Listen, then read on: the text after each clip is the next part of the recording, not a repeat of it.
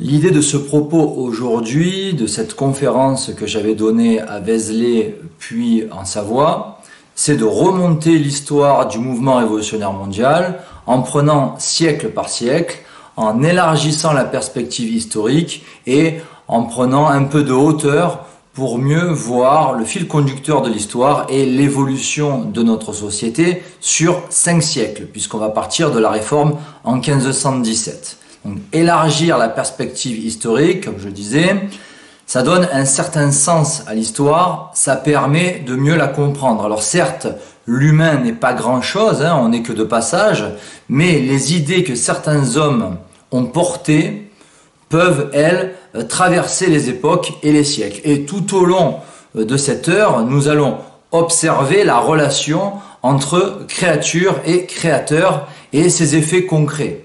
Nous allons voir, analyser la guerre religieuse, spirituelle, à travers des événements importants et des courants de pensée qui ont marqué leur époque. Et donc, on va voir comment on en est arrivé là, à cette dégénérescence actuelle, à la décadence du XXIe siècle, et par quel processus.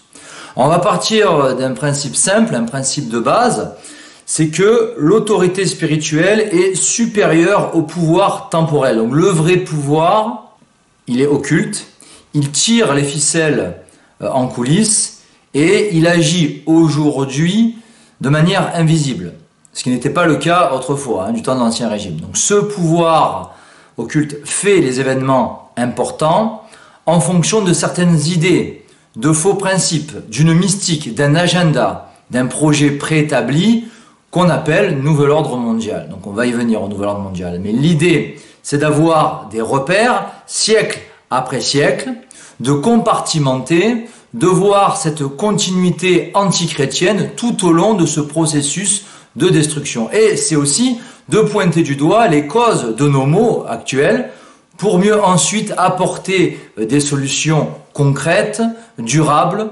profondes. Divers courants ont marqué l'histoire, on va voir lesquels. On pourrait remonter à l'arrivée du Christ sur Terre. C'est ce qu'ont fait certains auteurs, comme par exemple le jésuite mexicain Joaquín Sáenz Arriaga dans son livre 2000 ans de complot contre l'Église, et aussi l'auteur américain Eugene Michael Jones dans son bouquin L'esprit révolutionnaire juif. Mais aujourd'hui, nous allons prendre comme point de départ la première fracture importante que fut la réforme protestante. Et en prenant en considération que l'âge d'or de la France et de la chrétienté fut le XIIIe siècle de Saint Louis. Saint Louis, roi pénitent, constructeur de cathédrales, roi médiateur dans les relations internationales, qui était estimé de ses ennemis, roi antitalmudique, roi exemplaire en tout point, dans la sphère privée comme en public. C'est à partir de la fin des croisades, donc 1272, que la France a commencé à décliner. Et ceci est selon moi significatif, c'est vraiment à prendre en considération. Alors on commence par le XVIe siècle, c'est le siècle de la réforme protestante, qui eut son opposé, l'église de la contre-réforme. Car dans la guerre que livre Satan à Dieu, il y a l'attaque et la contre-attaque. De même qu'il y a l'église et la contre-église, la révolution et la contre-révolution. C'est en 1517 que survint la réforme de Martin Luther. Alors avant lui, il y avait eu le Hollandais Erasme et juste après son disciple Jean Calvin, qui était dans la sola scriptura, donc l'écriture seule. Cette réforme fut un grand coup d'épée au cœur de la chrétienté. Ce fut une révolte contre l'Église, contre les clercs, contre les hommes d'église, sous couvert de liberté de conscience. Le moine allemand Luther, de son vrai nom Luder, était clairement en guerre contre la papauté. Donc pour lui, la foi seule sauve, il suffit de croire pour être sauvé. Or, je rappelle que nous serons jugés principalement sur nos actes. Le protestantisme prône le libre examen de la Sainte Écriture. On est dans le non à l'Église, le non aux hommes d'église, le oui à notre Seigneur Jésus-Christ. Et cela aura pour effet de fracturer, d'affaiblir la chrétienté. Le protestantisme, ce christianisme judaïsé, a été réfuté par le Concile de Trente dès 1545 sur convocation du pape Paul III. Concile de Trente, qui a beaucoup repris sur la philosophie et l'enseignement de saint Thomas d'Aquin. On est alors dans l'église de la contre-réforme. C'est dire l'impact qu'ont eu les 95 thèses de Martin Luther en 1517. Le protestantisme a gangréné une partie de l'Europe durant des siècles, en Angleterre, aux Pays-Bas, en Allemagne. Au XVIIIe et au XIXe siècle, l'Allemagne fut très protestante luthérienne, alors qu'en France, les protestants étaient plutôt de tendance calviniste et les Anglais anglicans. Au XVIe siècle, on est aussi au cœur de la Renaissance, qui est apparue dès le XVe siècle. Donc ce mouvement philosophique et culturel, la Renaissance, fut une révolte de la créature contre le Créateur. On est donc déjà dans cette révolte-là et par conséquent dans un péché d'orgueil avec cette primauté de l'homme sur Dieu. Je parlais de réforme et d'église de la contre-réforme. Et dans cette contre-réforme catholique, la Compagnie de Jésus va jouer un rôle essentiel sur le terrain. C'est en 1540 que fut créé cet ordre religieux par saint Ignace de Loyola sous Paul III. Cheville ouvrière de l'église romaine de la contre-réforme, dans l'enseignement, dans l'éducation. Les missionnaires ignatiens, parce qu'on ne les appelait pas encore jésuites, c'était les disciples de saint Ignace, donc au début on les appelait missionnaires ignatiens, ils vont effectuer un apostolat absolument remarquable et évangéliser les nations en Amérique, en Europe, en Afrique, en Asie, surtout d'ailleurs en Amérique latine, dans les pays latins, malgré l'adversité, malgré l'hostilité des gouvernements, et même les persécutions. Et sur le sujet, je recommande le très beau film Mission de Roland Joffé avec dans les rôles principaux Jeremy Irons et Robert De Niro.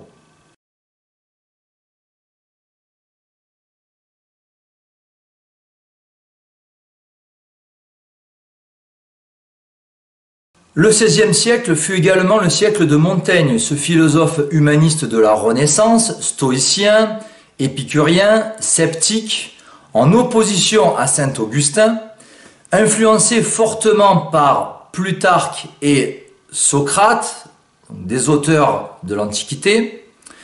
Michel de Montaigne était d'ascendance juive par sa mère Antoinette de Loupès. Il était donc un marane. Il était typiquement dans l'humanisme de la Renaissance qui a ressuscité des auteurs de l'Antiquité dans le domaine culturel et philosophique. Montaigne était en lutte contre le dogme catholique, c'était un promoteur de la libre pensée. Plus tard, les Humiers de Bavière, dirigés par Adam Weishaupt au XVIIIe siècle, se formeront entre autres à partir de ses livres et de sa philosophie. Le XVIIe siècle maintenant, c'est le siècle des Rose-Croix, de Louis XIV, de Saint Vincent de Paul, du commencement du philosophisme des Lumières et aussi de l'implantation de la finance apatride en Angleterre. Donc siècle des Rose-Croix dès 1614. On est dans le prolongement protestant par un protestant allemand qui fut à l'origine de la Rose-Croix et de ses trois manifestes. En l'occurrence, Johann Valentin Andreae. Il s'agit d'une autre fronde contre la civilisation chrétienne par une secte, celle de la Rose-Croix, qui sera le précurseur de la franc-maçonnerie, qui prône un ésotérisme dit chrétien, mais qui est en définitive gnostique, d'origine kabbalistique et en opposition à l'Église catholique. Les Rose-Croix peuvent être considérés comme les ancêtres des francs-maçons, mais un siècle avant. Il y eut ensuite les traités de Westphalie, qui furent signés en 1648 à la fin de la guerre de 30 ans, et qui ont débouché sur la laïcisation des relations internationales, la reconnaissance du culte protestant à l'échelle des nations, et déjà la perte de l'influence de l'Église romaine. Ces traités ont clairement eu pour effet de scinder l'Europe en deux. Les nations chrétiennes d'un côté, les nations protestantes de l'autre. Donc nations chrétiennes plutôt de tendance latine au sud de l'Europe et les nations protestantes anglo-saxonnes et germaniques. Dans cette relation fondamentale entre la créature et le créateur, il y a ceux qui vont se révolter contre Dieu et ceux qui vont se soumettre à lui et qui vont accomplir de grandes choses. Et notamment au XVIIe siècle, la France a eu la chance d'avoir un Saint Vincent de Paul, formidable médecin des âmes, missionnaire auprès des pauvres, fondateur d'ordres religieux comme les Filles de la Charité en 1633, Saint Vincent de Paul qui fut certainement l'un des hommes les plus charitables de l'histoire de l'Église. Anne d'Autriche, la régente, fit d'ailleurs appel à ses services. Saint Vincent avait été ordonné prêtre en 1600 et il est mort en 1660. Donc au niveau des dates, c'est très facile à retenir. Et il sera canonisé au siècle suivant, en 1737, par le pape Clément XII, le même pape Clément XII qui, l'année d'après, en 1738, condamnera pour la première fois la franc-maçonnerie avec son encyclique In Eminenti Apostolatus Specula. À la fin du XVIIe siècle, la France est à cette époque un empire sous Louis XIV, Louis de Bourbon, fils de Louis XIII et d'Anne d'Autriche, roi pendant longtemps, de 1643 à 1715, et qui fut sacré roi à Reims en 1654. Ce fut Louis XIV, le monarque absolu de droit divin, qui régna sans partage, qui ne convoqua jamais les États généraux, qui fut surnommé le roi Soleil, lui qui avait fait construire Versailles à sa propre gloire. Il s'était installé à Versailles dès 1682 et là, nous sommes dans un premier péché d'orgueil que la France paiera au prix fort un siècle plus tard. Nous sommes aussi dans les prémices de la philosophie des Lumières avec des auteurs rationalistes et leur chef de file qui était René Descartes. Rose-Croix, dont la philosophie provient du néoplatonisme de Philon le Juif, je renvoie aux travaux d'Alain Pascal. Donc René Descartes, mais aussi ses disciples comme le britannique John Locke, l'allemand Leibniz et le juif maran hollandais Baruch Spinoza. Il y avait aussi plus tard Isaac Newton, un franc-maçon proche d'Anderson et des Aguiliers, donc les deux fondateurs officiels de la franc-maçonnerie. Donc Newton, scientifique antitrinitaire, qui avait repris l'hérésie d'Arius, donc l'arianisme, qui était un alchimiste, et qui est considéré encore aujourd'hui comme le président à vie de la Masonic Royal Society. Donc tous les gens que je viens de citer à l'instant furent en opposition à Dieu, en opposition à l'Église et à la religion catholique. Ce philosophisme des Lumières a emboîté le pas du protestantisme dès la fin du XVIIe siècle. Toujours à la fin de ce siècle, au nord de l'Europe, la finance apatride fait son apparition et c'est selon moi très important de le signaler. Cette finance apatride s'immisce au sein du pouvoir suite à la Révolution anglaise et au prêt accordé par le roi protestant Guillaume d'Orange à des banquiers d'affaires. Ce fut la création de la Banque d'Angleterre en juillet 1694 qui fut suivie de l'acte d'établissement de 1701 qui interdit à un roi catholique de gouverner le Royaume-Uni. Cet acte d'établissement s'appliquera ensuite aux pays du Commonwealth comme le Canada, l'Australie, la Nouvelle-Zélande, l'Afrique du Sud. Auparavant, suite à la mort du roi Charles en 1649, Oliver Cromwell avait pris le pouvoir. Il était soutenu par des banquiers juifs et pendant son règne, il y eut une succession de conflits, de guerres impliquant l'Angleterre contre les Pays-Bas, contre la France, lors de la seconde moitié du XVIIe siècle. La haute finance s'établit au Royaume-Uni où elle prend la main sur le pouvoir exécutif au détriment de l'intérêt général, au détriment du peuple. Sur le sujet, l'auteur canadien William Guicard a écrit dans son livre Pawn in the Game: pour la somme de 1 250 000 $, le roi Guillaume d'Orange permit que le peuple d'Angleterre fût écrasé par des pressions financières terribles. Les prêteurs d'argent juifs avaient atteint leurs objectifs, usurper le pouvoir des maîtres et de contrôler la monnaie de la nation.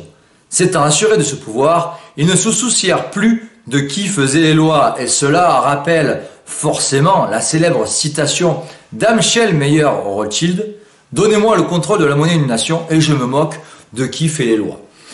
Désormais, c'est un pouvoir occulte anonyme qui est à la tête de l'État, qui est au-dessus du gouvernement. Et plus tard, on aura un cas similaire à l'Angleterre, mais aux États-Unis en 1913, avec la création de la Federal Reserve par des émissaires de la JP Morgan, des Rothschild et des Rockefeller, en l'occurrence Nelson Aldrich, Paul Warburg, Benjamin Strong, Charles Norton, Frank Vanderlip et Henry Davison. C'est à présent le pouvoir financier qui a sous sa tutelle le pouvoir politique.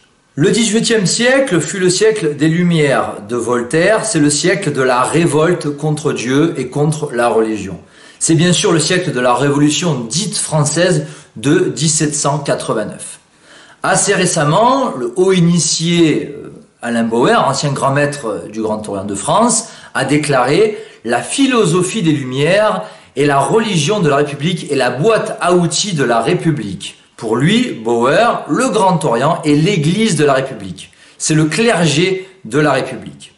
Il s'avère que ce Grand Orient athée sera impliqué dans toutes les révolutions antichrétiennes en Europe. Ceci est un fait récurrent dans l'histoire du mouvement révolutionnaire mondial. Le mouvement philosophique des Lumières, dont je parlais il y a quelques instants, a été créé en opposition à l'Église et à la religion catholique sous prétexte de connaissance, de science et au nom de la liberté. Dans cette philosophie, il suffit de laisser l'homme libre et il fera le bien. Alors que dans les faits, c'est un peu plus compliqué que ça. Donc, les Lumières s'opposent à l'autorité spirituelle de l'Église, ils sont opposés à la propriété privée aussi. Ce mouvement tourne donc le dos à l'Ancien Régime qui est qualifié d'obscurantisme, ce qui est typiquement le jargon maçonnique. Et d'ailleurs, nous avons à l'origine des Lumières des francs-maçons. Les encyclopédistes furent les représentants de ce mouvement philosophique au XVIIIe siècle. On avait Voltaire, Diderot, d'Alembert, Helvétius, qui ont porté ce projet philosophique des Lumières au XVIIIe siècle. Ils ont été soutenus par les loges maçonniques et ils appartenaient eux-mêmes à la loge des Neuf Sœurs qui fut très influente en amont de 1789. Ces encyclopédistes furent aussi soutenus par la marquise de Pompadour, qui fut très influente sous le règne de Louis XV, dont elle fut la maîtresse. Cette même marquise de Pompadour avait ardemment soutenu donc Voltaire, mais aussi Montesquieu, les encyclopédistes francs-maçons, mais aussi l'introduction de prêteurs d'argent à la cour royale. Les révolutionnaires de 1789 se sont basés sur le contrat social de Jean-Jacques Rousseau, franc-maçon lui aussi, et pour qui l'homme est naturellement bon, qui était dans la négation du péché originel. Négation du péché originel qui est prônée par le Grand Orient de France, Grand Orient dont faisait partie Philippe Égalité, donc au départ duc de Chartres, puis duc d'Orléans, qui fut grand maître du Grand Orient de France et qui avait voté pour la mort de son cousin, le roi Louis XVI. Jean-Jacques Rousseau fut l'instaurateur du mariage civil. Ce fut l'inspirateur des encyclopédistes qui ont fait l'esprit de 1789. Et c'est cet esprit, celui du contrat social et des Lumières, qui gouverne encore aujourd'hui la République française. Parmi eux, ces encyclopédistes, on avait Voltaire, qui a fait spirituellement le XVIIIe siècle à son image. Il fut un franc-maçon de la loge des Neuf Sœurs. C'est au départ un baptisé catholique qui a étudié chez les jésuites, mais qui s'est retourné contre sa religion. C'était donc un ex-catholique repenti.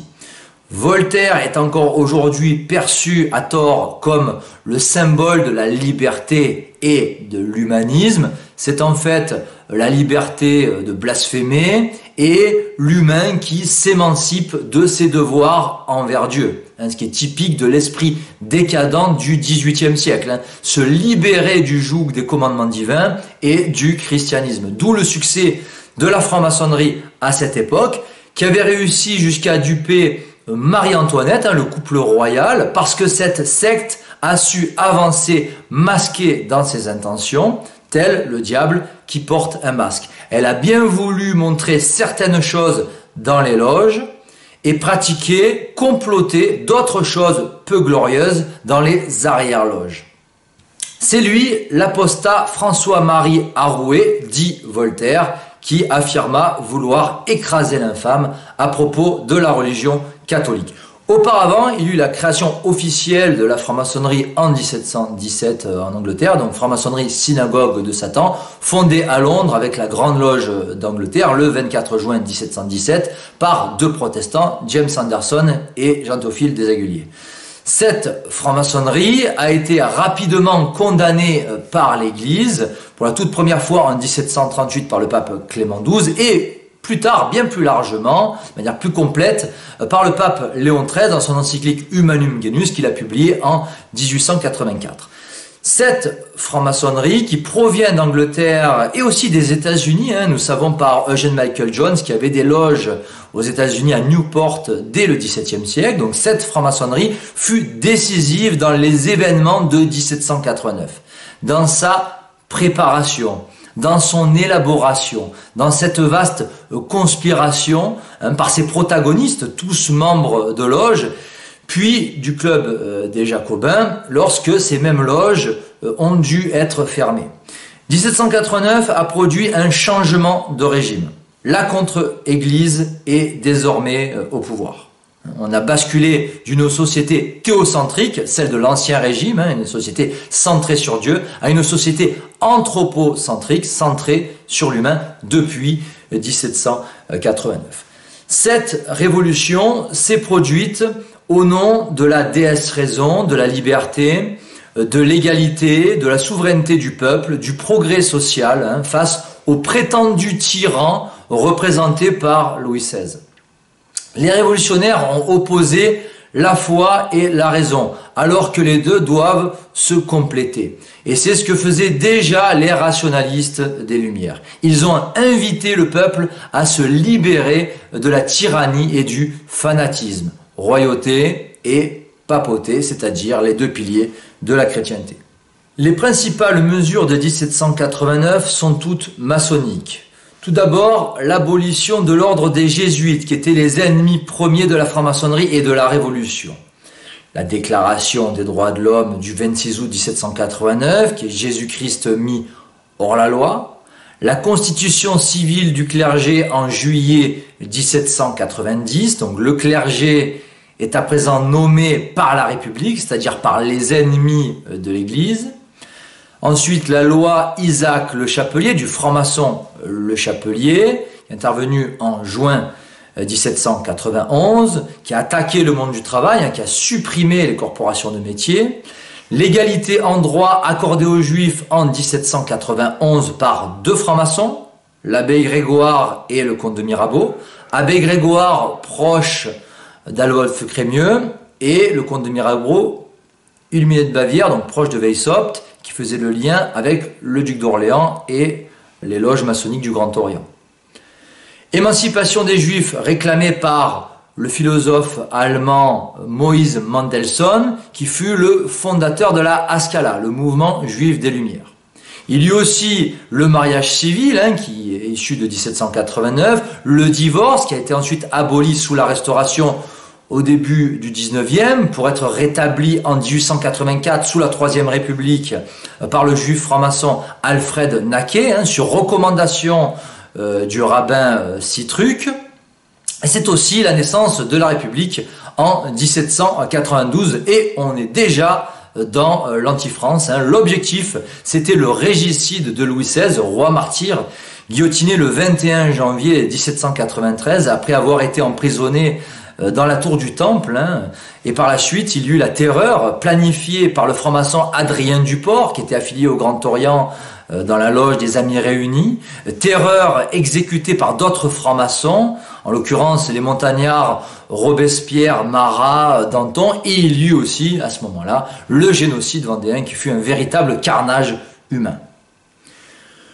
Le jansénisme, maintenant, fut une autre forme de protestation contre l'Église qui a clairement servi les intérêts de la Révolution.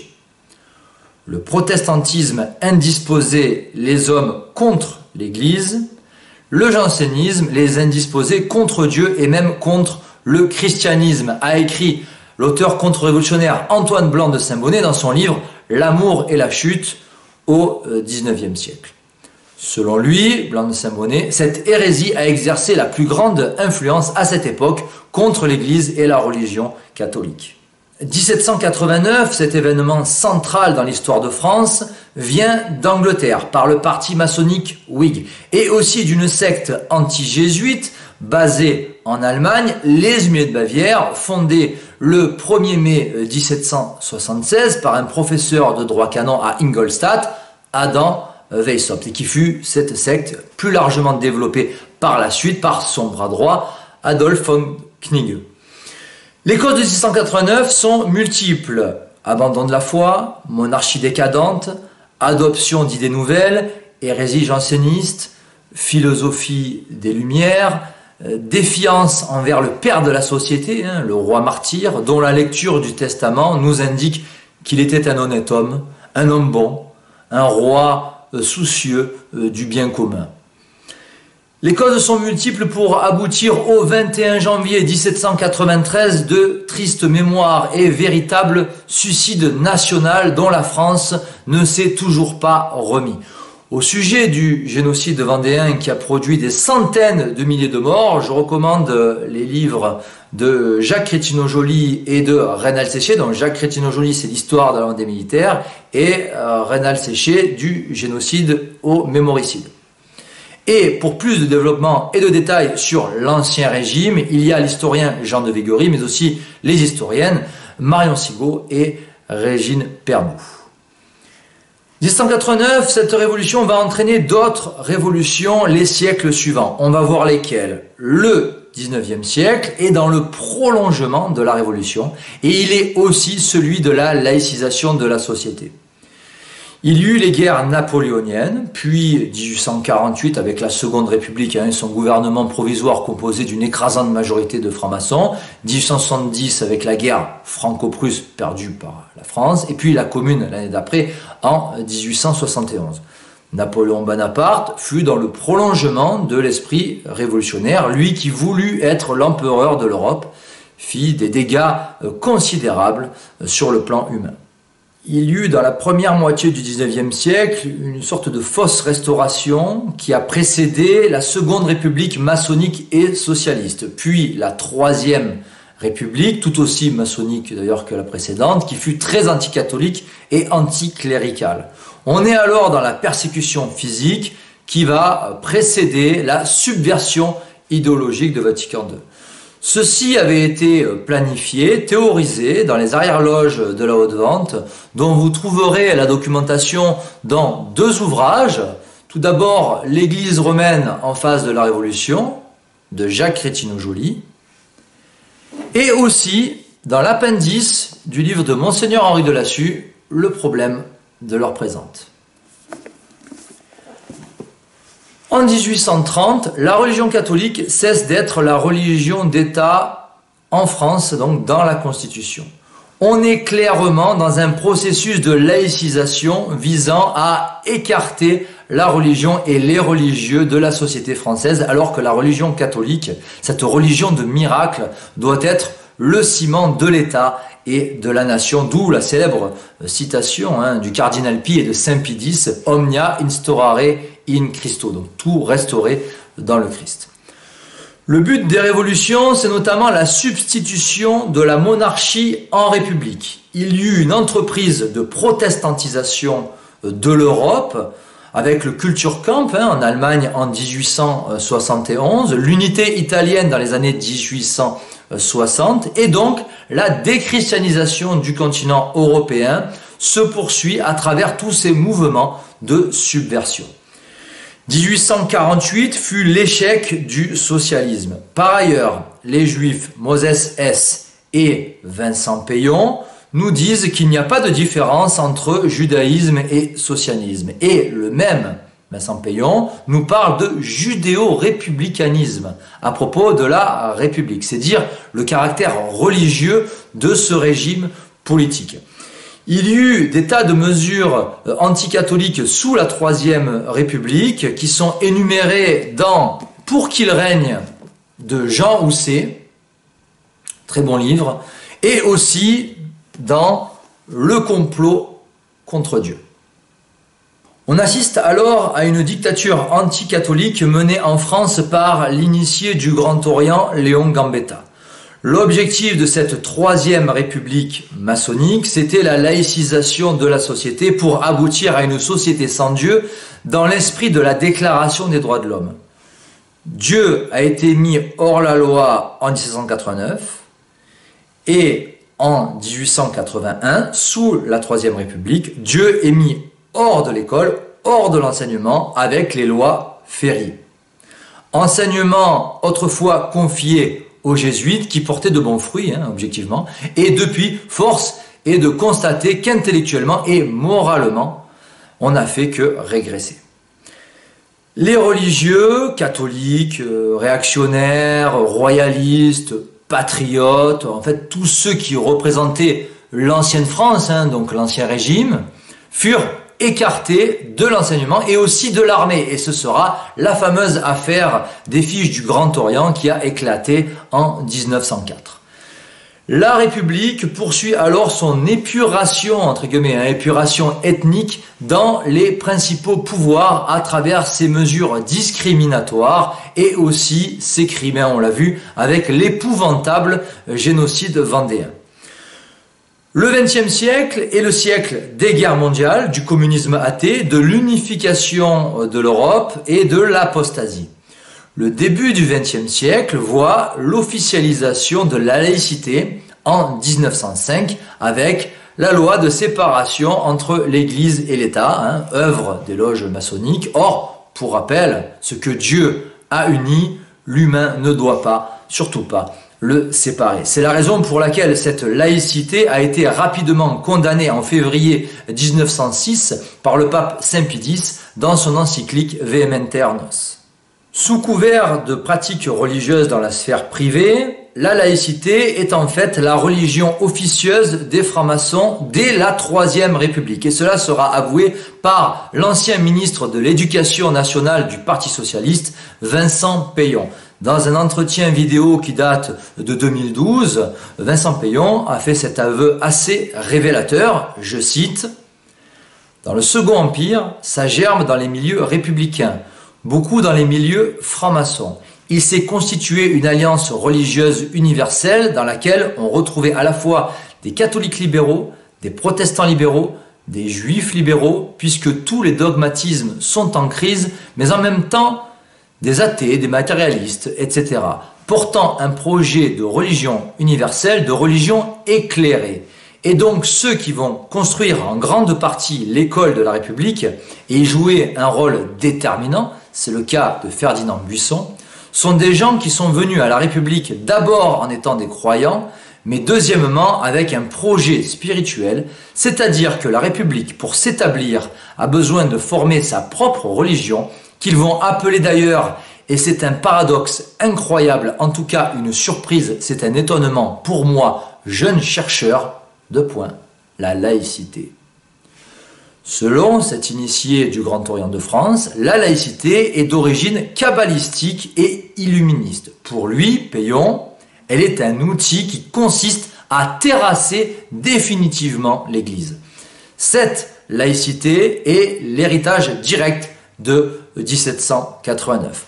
Vincent Peillon le reconnaît lui-même sans problème dans son livre « Une religion pour la République ».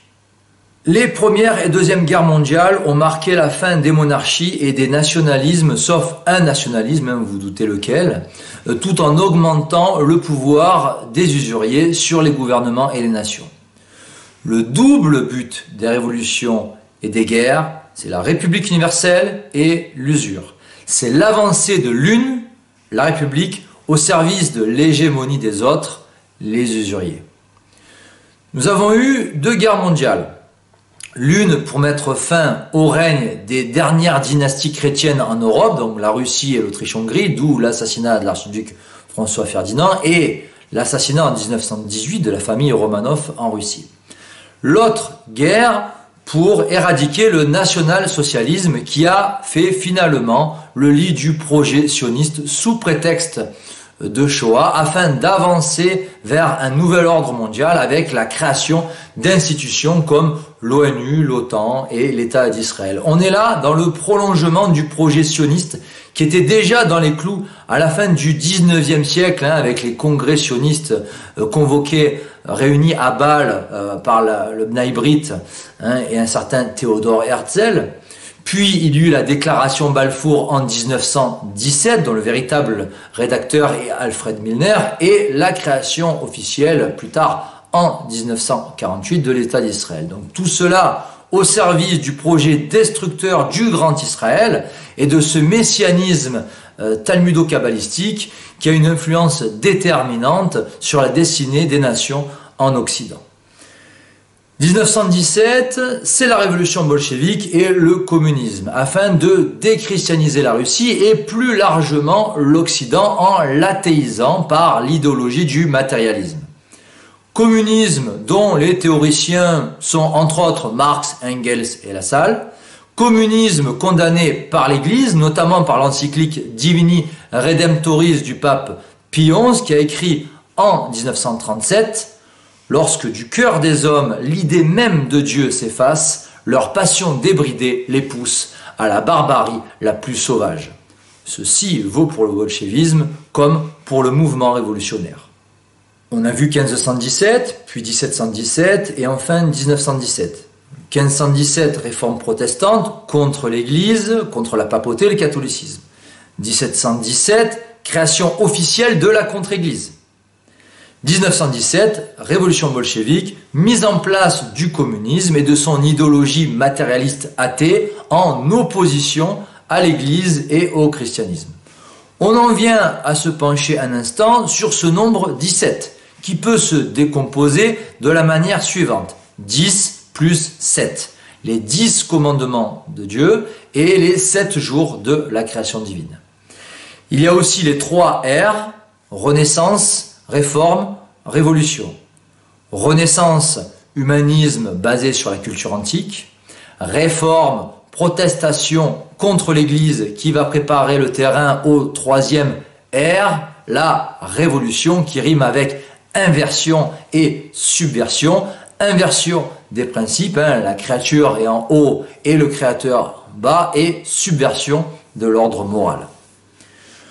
Concernant la filiation entre réforme et révolution, Jules Ferry, initié du Grand Orient de France, a reconnu que la religion réformée est la sœur aînée de la Révolution française, car la réforme a porté la révolution dans l'Église, comme les ancêtres de 1789 l'ont porté dans l'État. Et dans son livre « Les pourquoi de la guerre mondiale », Monseigneur Henri de Lassus ajoute que protestantisme, révolution et franc-maçonnerie travaillent à une même œuvre de destruction.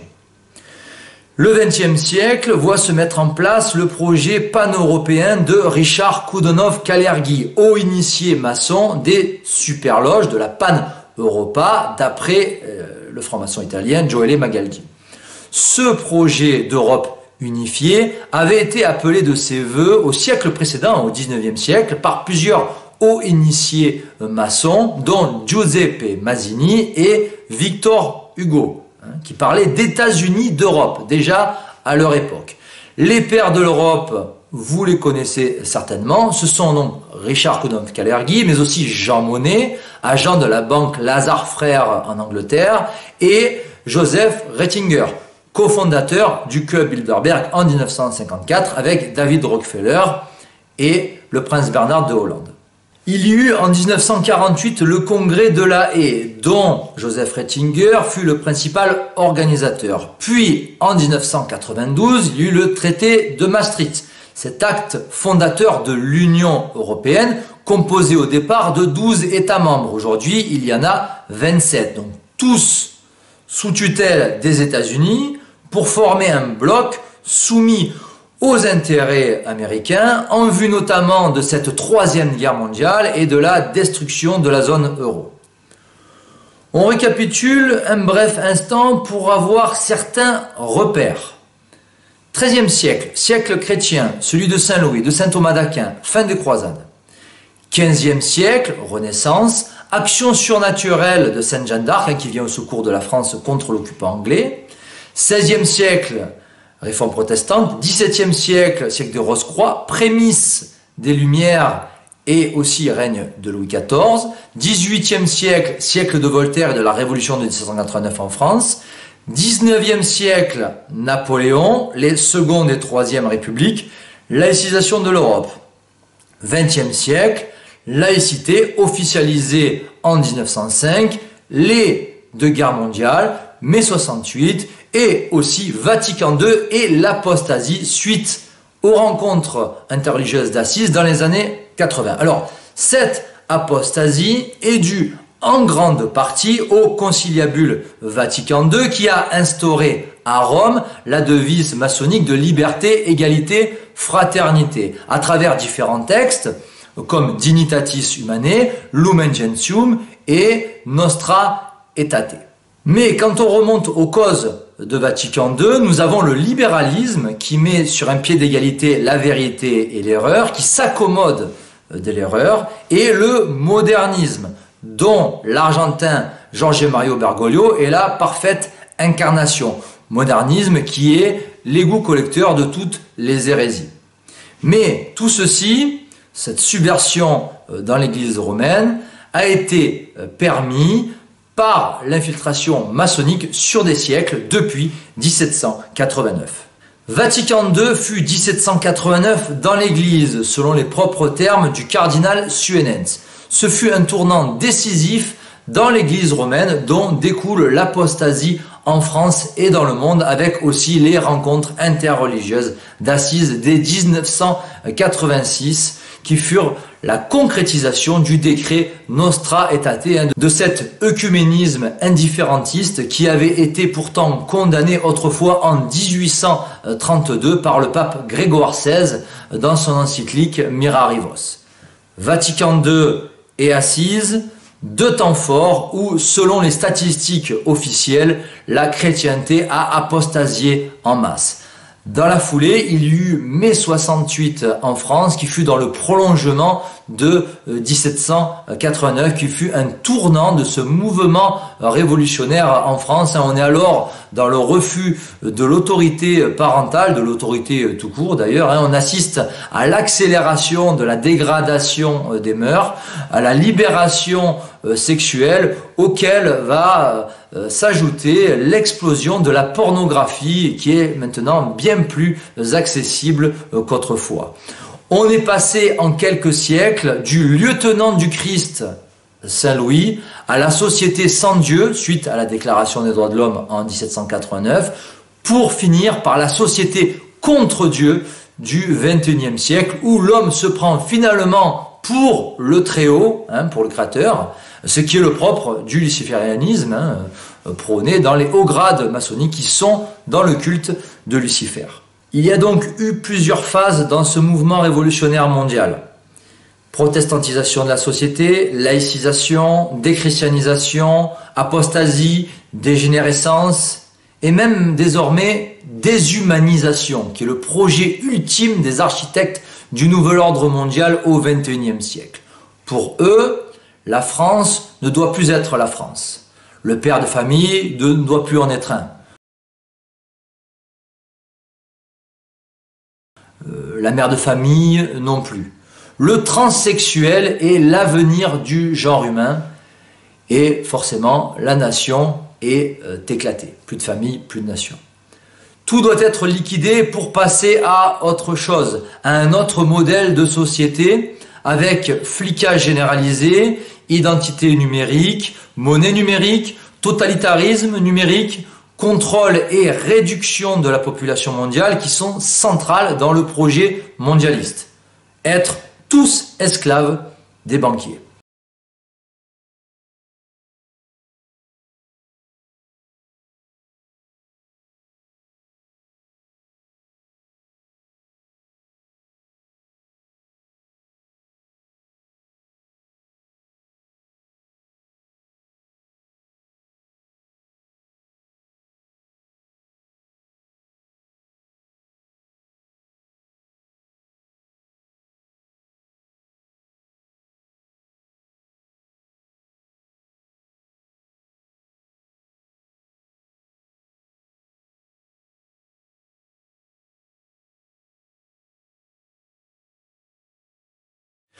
Pour en arriver là, en amont, l'autorité spirituelle de l'Église a laissé la place à une gouvernance de la contre-Église, à un pouvoir occulte niché dans la haute finance internationale. Le XXIe siècle, maintenant, c'est le siècle de la dégénérescence, de la Troisième Guerre mondiale, du nouvel ordre mondial, de la tiers-mondisation de la France et de l'Europe, pour mieux les dénaturer. C'est le projet des superloges maçonniques démocratiques progressistes, des Attali, des Bernard-Henri Lévy, des Georges Soros, de la haute finance apatride, de rabbins également. Donc le XXIe siècle est le siècle contre nature, qui fait penser de plus en plus à Sodome et Gomorrhe, et qui tend même à le surpasser. On a droit à la promotion de tout ce qui crie vengeance contre Dieu. Sodomie, pornographie, transgenrisme, LGBTisation de la société, pédocriminalité de plus en plus répandue en réseau, quasiment plus de famille, plus de nation et donc plus de civilisation. Et cette civilisation tenait debout parce que des rois, lieutenants du Christ, ou des chefs d'État chrétiens se basaient sur la loi du décalogue et la morale des évangiles, tout simplement. Désormais, tout est dénaturé parce que la France a trahi le pacte de son baptême du 25 décembre 496, avec principalement cette révolution de 1789.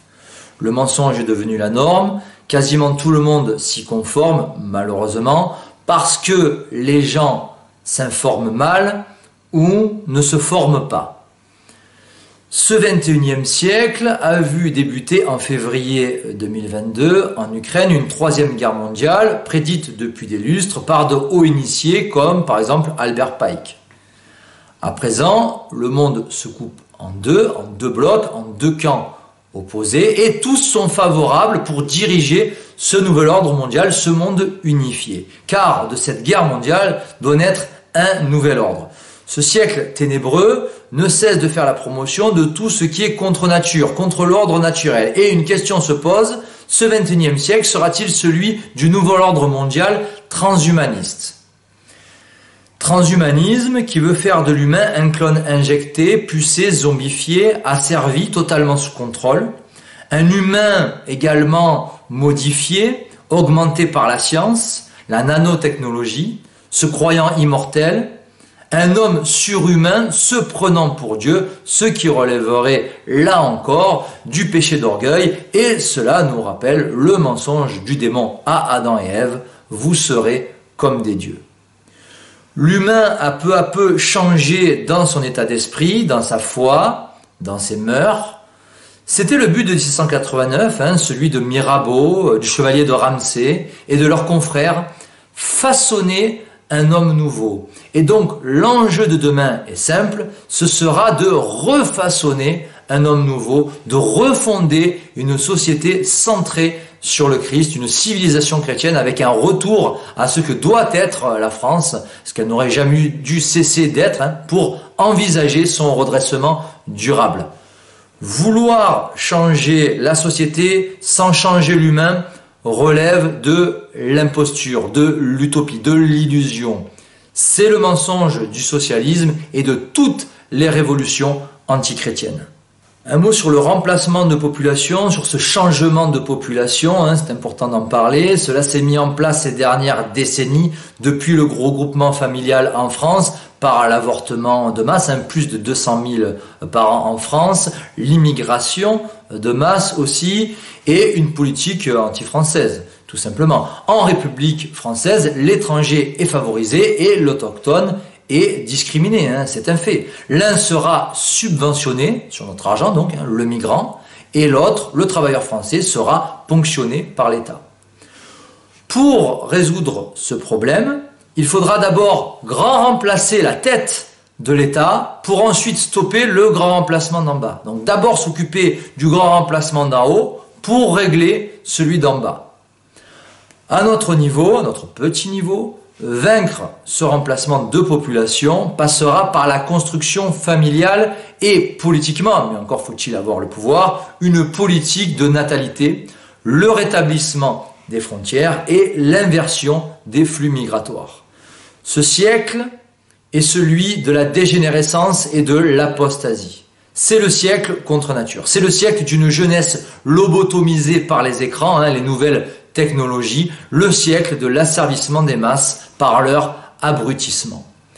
L'humain coupé de Dieu est dégénéré parce que sa vie n'est plus réglée par des principes solides.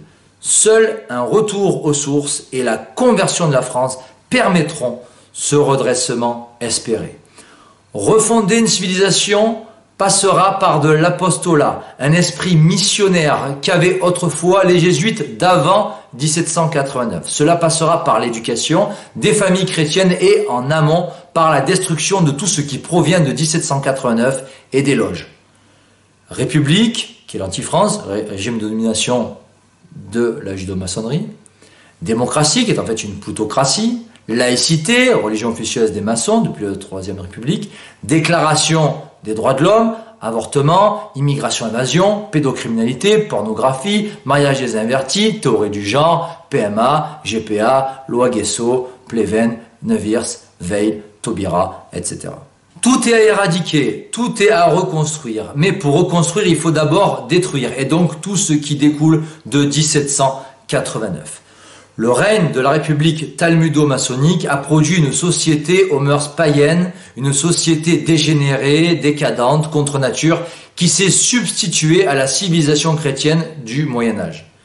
L'hégémonie d'usurier s'est substituée, elle, au règne des rois chrétiens. Ce sera soit le réveil des peuples, soit d'ici 2030, la grande réinitialisation voulue par Klaus Schwab du Forum économique mondial. Ce sera soit le rejet de ce projet diabolique, le rejet en bloc des directives de l'État républicain, soit la soumission à une oligarchie mondialiste qui dévoile de plus en plus son vrai visage.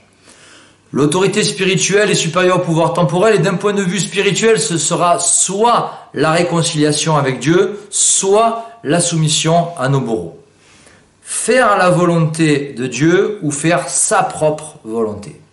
Ce choix important demeure inchangé depuis 20 siècles maintenant. À ce titre, le cardinal Pie a écrit au XIXe siècle « On parle de rapprochement à opérer, c'est de réconcilier la terre avec le ciel. La question qui s'agite et qui agite le monde n'est pas de l'homme à l'homme, mais de l'homme à Dieu. La question n'est pas horizontale, elle est verticale. Il s'agit de réconcilier la créature avec le Créateur, et c'est un peu l'objet de mon propos aujourd'hui, car on a vu qu'il y avait eu un abandon et même une inversion entre l'une et l'autre, la créature et le Créateur. Cet esprit de transcendance, ce souci du salut des âmes, il existait autrefois sous l'Ancien Régime, il n'existe plus aujourd'hui, ou alors vraiment très peu, trop peu. Il n'y a plus cet objectif essentiel dans le cœur des hommes, cet objectif qui doit être au cœur de la société, mais il faut qu'il le redevienne. Alors par la prise de conscience, dans une démarche intellectuelle, par la grâce, donc ce don surnaturel qui nous est accordé par Dieu, donc qui a un aspect encore vertical, et puis par la conversion, donc cet effort d'aller vers Dieu, d'aller vers ses préceptes. Le changement doit d'abord être spirituel avant d'être politique. La France a décliné au fil des siècles, on vient de le voir, parce qu'elle a tourné le dos à Dieu, parce qu'elle s'en est éloignée. Divers auteurs contre-révolutionnaires l'ont analysé bien avant moi. Je pense notamment à Antoine Blanc de Saint-Bonnet dans son excellent livre sur la Restauration française. Il y avait aussi Louis Veuillot, Monseigneur Henri de Lassus, le cardinal Pie ou encore Alexandre Solzhenitsyn. Il faut d'abord donc réconcilier la créature et le Créateur. Pour cela, il y a l'action et la prière, et pas l'une sans l'autre. Sinon, on tombe soit dans le quiétisme, soit dans l'activisme. L'activisme s'il y a seulement l'action, et le quiétisme s'il y a seulement la prière. Selon moi, et ça sera ma conclusion, le combat de l'heure présente tient en 4 points. Boycotter leur projet, le projet mondialiste, afin qu'ils s'autodétruisent, donc dire non à l'injection par exemple, jeter sa télévision à la poubelle. Informer sur les vrais enjeux, dire la vérité, quoi qu'il en coûte. Donc, il y a une guerre de l'information qui est fondamentale, donc tourner le dos aux médias alignés et préférer l'information non alignée sur le net. Certains bons livres aussi, par exemple les livres du catalogue des éditions Saint-Rémy et puis le journal Rivarol, à lire toutes les semaines. Troisièmement, construire des familles chrétiennes si possible, soutenir des écoles hors contrat, des mouvements culturels, former une communauté de foi, construire des îlots de résistance un peu partout en France, ou alors au moins aider ceux qui s'y emploient. Et enfin, quatrièmement, prier, mais avant de prier, il faut d'abord croire, et donc il faudra des conversions, avoir la lumière de la foi, et, je le répète, réconcilier l'homme et Dieu. Il y a maintenant 2 ans, on m'a écrit dans une lettre assez émouvante, « Après la passion vient la résurrection ». Espérons qu'il en soit de même pour la France et l'Église, afin que la France redevienne un jour la fierté de l'Église. À très bientôt.